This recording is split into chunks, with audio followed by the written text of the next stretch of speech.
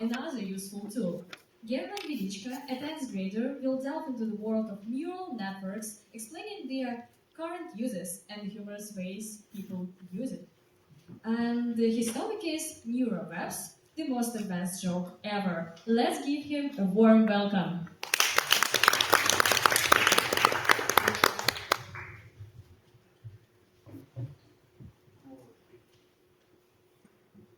So, before I start talking exactly on the topic of my presentation, I'll ask you to find some similarities between these three things: the Ultron, Skynet, and ChatGPT. Unaware persons would probably say that they're all computer programs. Some people, somehow connected with science fiction, will say that they're all artificial intelligences. But what if I tell you that all of them are as similar as three peas in a pod? All of them are self-educating artificial intelligences. They're all the neural networks. And before you started thinking whether ChatGPT will attempt to destroy humanity or not, I'll advance exactly to my topic. So, neural networks are the most advanced joke ever.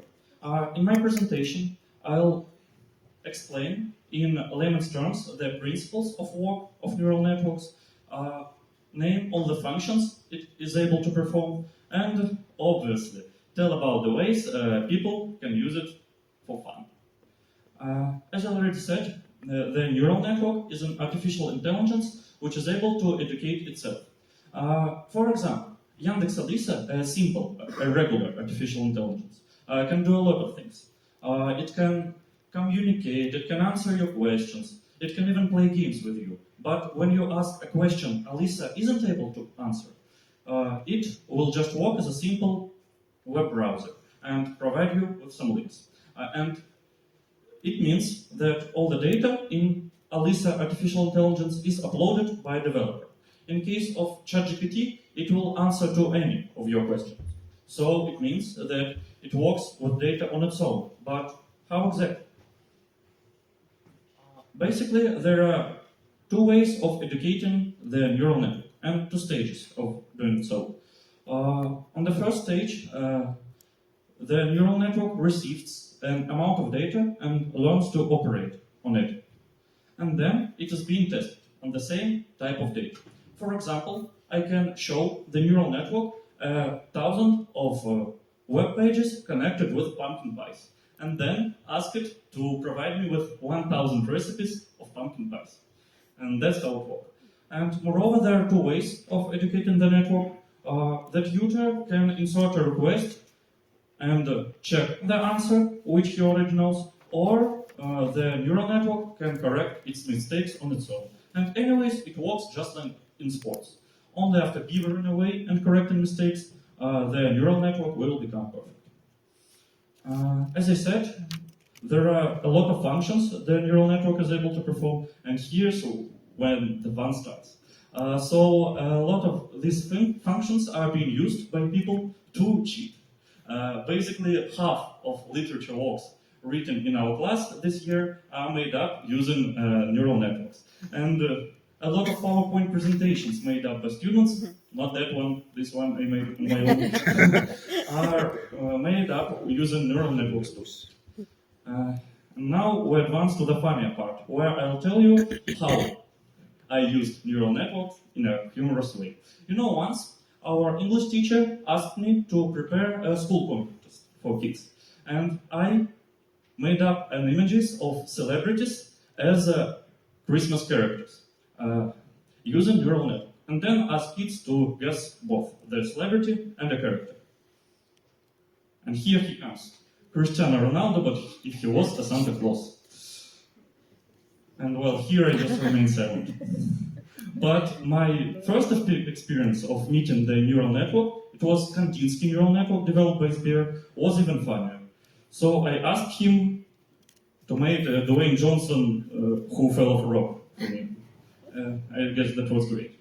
And talking about people's interacting with the neural networks, I can say that a lot of professions are actually in danger, because a neural network can do an intellectual job. It can make up texts or presentations, as I already said. but its skill to develop any image in a matter of minutes endangers the designer profession.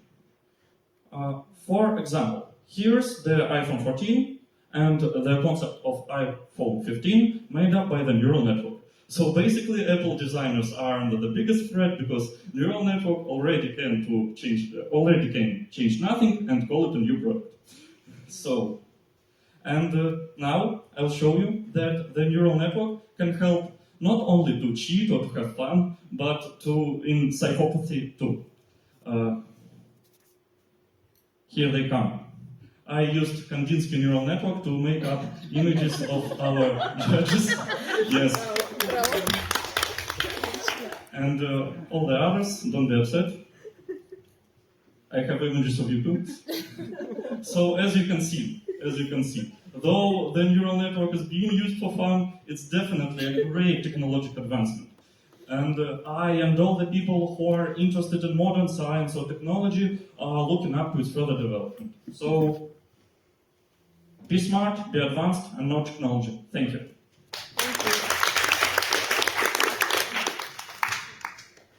I have a question. Okay.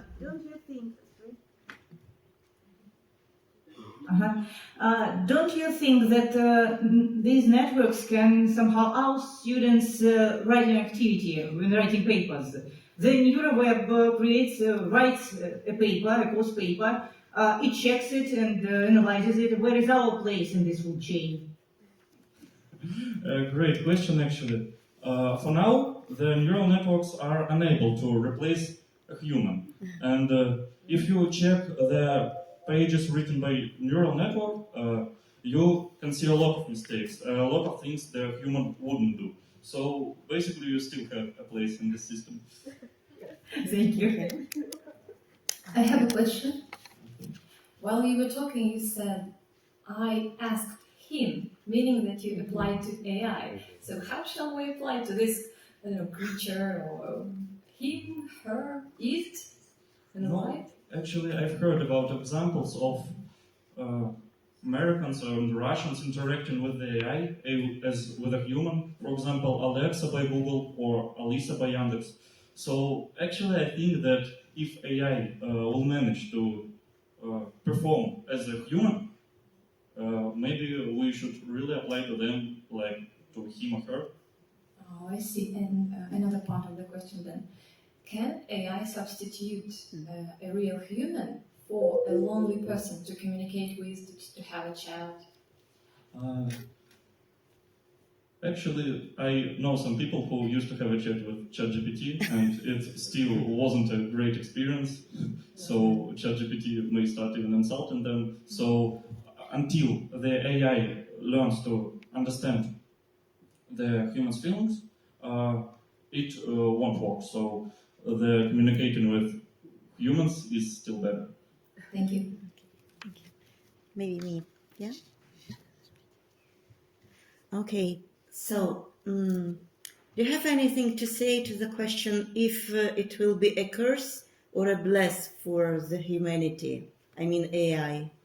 As you said, the same type of AIs tried to destroy the world, destroy humanity. So I don't know, but still, as I've heard some time ago, if we didn't develop technology due to risks, we would have been in a stone age. So I guess that we mustn't think about risks too much and continue developing this technology. And the time will show, will it be a curse or a blessing? Mm-hmm. Thank you. Yeah.